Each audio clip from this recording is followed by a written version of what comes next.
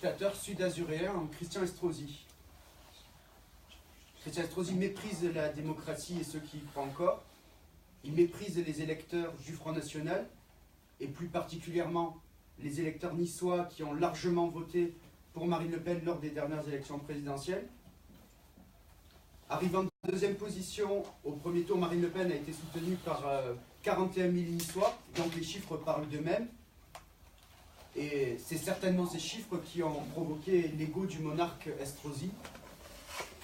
C'est à Nice que les proches de Christian Estrosi sont tombés. Je pense notamment à la défaite sèche de Ruth Dissal dans la 3e circonscription face à Philippe Vardon. Est-ce que Christian Estrosi, c'est la question qu'on se pose, sait que c'est dans les Alpes-Maritimes que le Front National réalise ses meilleurs résultats? A priori, il ne s'en souvient pas. Ce que je constate aujourd'hui, c'est que Christian Estrosi est complètement déconnecté de sa ville, déconnecté de ses citoyens, qu'il matraque fiscalement avec le nouvel impôt métropolitain, qui sont victimes d'une insécurité croissante. Il n'y a pas une semaine de tranquillité dans la ville de Nice entre agressions, violences, braquages. Donc non, aujourd'hui, ce qu'on voulait dire, c'est que non, Nice n'est pas une principauté. Nice n'appartient pas à Christian Estrosi. Nice mérite mieux que Christian Estrosi. Christian Estrosi estime aujourd'hui que la présence du Front National est une provocation. En quoi la présence du Front National est une provocation? Il me semble que nous sommes un parti démocratique implanté depuis bien longtemps. Nous avons fait des dizaines, voire des centaines de grands meetings, de grands rassemblements sur Nice et sur les Alpes-Maritimes. Et je me demande, je ne me rappelle pas en tout cas, que disait Christian Estrosi quand il accueillait à Nice il y a 2 ans Ami Ramadan, qui est aujourd'hui interdit de territoire, et le frère de Tariq Ramadan. Que disait Christian Estrosi quand une association islamiste recevait à Nice des prêcheurs de la haine islamiste qui approuvent la lapidation faite aux femmes? Donc que Christian Estrosi soit plus ferme à l'égard de ceux qui tuent encore au nom de l'islam radical, que Christian Estrosi soit plus ferme avec ceux qui tuent nos concitoyens il y a encore quelques jours à Trèbes, mais certainement pas contre le Front National et certainement pas contre ses électeurs, ça nous ne l'acceptons pas. Simplement, si nous avons choisi Nice, c'est parce que la ville a de nombreux atouts, c'est aussi parce que les élus, les cadres, les militants locaux font un travail extraordinaire sur le terrain. C'est une immense fierté pour nous et pour moi en tant que délégué départemental d'accueillir dans notre département Marine Le Pen, et je suis heureux d'accueillir ce grand rassemblement. Alors non, ce n'est pas une provocation, ce sera un rassemblement populaire, ce sera un rassemblement de tous ceux qui aiment la France, ceux qui aiment l'Europe des nations, un grand rassemblement où tous les Azuréens sont évidemment conviés. Lionel a raison, il y a quand même quelque chose qui est insupportable dans cette histoire, c'est la façon effectivement dont Christian Estrosi entend s'accaparer la parole de tous les Niçois. Ça c'est purement scandaleux. Lionel l'a rappelé, Marine Le Pen, 40% au deuxième tour de l'élection présidentielle à Nice, 45% même dans le département. Donc j'ai envie de dire, le Front National est chez lui à Nice. Mais ce qui est odieux, au-delà de cette façon qu'il a de s'accaparer la parole des Niçois, de tous les Niçois, c'est aussi cette façon qu'il a de réécrire son histoire personnelle, espérant sans doute que tous ses interlocuteurs soient des amnésiques, hein, vous, comme nous, et puis aussi la façon dont il falsifie l'histoire politique de notre ville. Alors, j'ai lu donc dans la déclaration de Christian Estrosi qui nous disait « Nice a toujours résisté au Front National hein, », donc nous déclare Christian Estrosi. Avec Jacques Médecin, avec Jacques Perrat, il est sûr, Jacques Perrat, qui fut élu maire de Nice, seulement 1 an après avoir quitté le Front National, et le quittant non pas en reniant ses idées, je crois, on peut dire que jusqu'à aujourd'hui, il n'y a pas eu le grand mea culpa de Jacques Perrat sur ses convictions, mais simplement pour, vous le savez, une fâcherie personnelle. Il avait d'ailleurs porté les couleurs du Front National avant d'être le maire de Nice, jusqu'à l'Assemblée nationale. Il était un des députés du Front National élu en 86. Nice a toujours résisté au Front National avec Jacques Médecin. Vous savez, Jacques Médecin, avant lui, qui reçut Jean-Marie Le Pen en mairie, c'était à l'occasion d'un congrès du Front National à Nice, hein, d'ailleurs. Le même Jacques Médecin qui avait déclaré à l'époque dans le journal National Hebdo qu'il partageait 99,9% des idées du Front National. C'est d'ailleurs le même Jacques Médecin, je pense que vous en rappelez ou vous le savez, qui a mis le pied à l'étrier de Christian Estrosi en politique. Alors du coup c'est vrai qu'on est un peu tenté de s'étonner, là aussi, quand il déclare, j'ouvre les guillemets, là aussi, avec détermination, j'ai pris ma part à ce combat.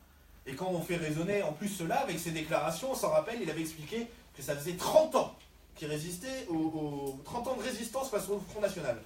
Alors on finit plus de rire et on va même finir par s'étouffer. Vous avez tous vu ces photos, hein, Christian Estrosi qui rigole avec Jean-Marie Le Pen, Christian Estrosi sous une banderole du Front National, tout le monde connaît ces photographies. Alors, vous voyez, c'est des photos où manifestement Estrosi est en pleine résistance. J'ai envie quelque part qu'on dise un petit peu stop à la supercherie. La réalité c'est quoi? C'est que dans les années 90, Christian Estrosi était un partisan des accords avec le Front National, un des plus fervents partisans des accords avec le Front National. La vérité, c'est qu'en 98, mais l'affaire est connue, hein, elle a été racontée par nombre de vos collègues dans nombre d'articles, en 98, Christian Estrosi voulait, lors des élections régionales, un accord avec le Front National pour diriger la région avec le Front National. Il espérait même être le vice-président d'une région qui serait dirigée par le Front National. D'ailleurs, l'histoire retiendra que finalement, 20 ans plus tard, il en est devenu le président de cette région, cette fois-ci face au Front, et avec les voix de gauche et d'extrême gauche. C'est d'ailleurs une merveilleuse illustration, s'il en fallait, de la constance, de la cohérence de ses convictions. Et puis, hein, on pourrait élargir quand même. Que dire de son entourage? On pourrait s'étonner, si on veut bien s'en rappeler, du soudain retrait d'un candidat Front National face à Pierre-Paul Léonelli lors des cantonales de 92. C'était à Villefranche, où on a vu d'un coup Pierre-Paul Léonelli qui était 3e, un candidat Front National qui était 2e, se retirant pour que Pierre-Paul Léonelli se retrouve au deuxième tour. Je vous rassure, comme à chaque élection où il s'est présenté sous son nom, il a évidemment perdu. On pourrait s'étonner, bien plus près de nous, de voir aussi Christian Estrosi, puisque là aussi maintenant on dirait que c'est une information qui passe toute seule. On pourrait s'étonner de voir Christian Estrosi récupérer dans sa majorité celui qui fut directeur de campagne de Jean-Marie Le Pen il y a seulement 4 ans, lors des précédentes élections européennes. Il résiste là aussi au Front National. On a en fait, très sincèrement, on a vraiment envie de dire stop. Stop, Christian, arrête ton sketch. Arrête ton sketch. Il s'est renié, Christian Estrosi, et de toutes les façons possibles et imaginables. Il s'est renié, ça, c'est son choix. Mais qu'ils ne viennent pas aujourd'hui insulter l'intelligence des Niçois, en essayant de leur faire croire qu'il était déjà macroniste et de gauche dans les années 90, en essayant de réécrire l'histoire, je l'ai dit, l'histoire politique de notre ville, qui est une ville où le Front National a toujours été chez lui, qui est une ville où les deux maires qui se sont succédés avant cette catastrophe qu'est Christian Estrosi étaient proches, voire anciens membres du Front National. Qu'il arrête cette réécriture permanente, honnêtement, c'est une insulte à l'intelligence des Niçois, à votre intelligence, messieurs et mesdames les journalistes, à notre intelligence. Pourquoi cette agitation aujourd'hui? Christian Estrosi a peur de quelque chose? Christian Estrosi considère qu'il a besoin de donner des gages au macronisme? Est-ce qu'il a encore besoin d'essayer de gratouiller des voix à gauche? Je vois aujourd'hui Christian Estrosi qui parle comme Patrick Allemand, qui parle comme Robert Inger. Finalement, la grande alliance du Parti communiste jusqu'aux estrosistes des élections régionales est aujourd'hui ressuscitée. Et à chaque fois, c'est formidable, c'est nous qui suscitons cette grande et belle union. Christian Estrosi, en réalité, se ridiculise.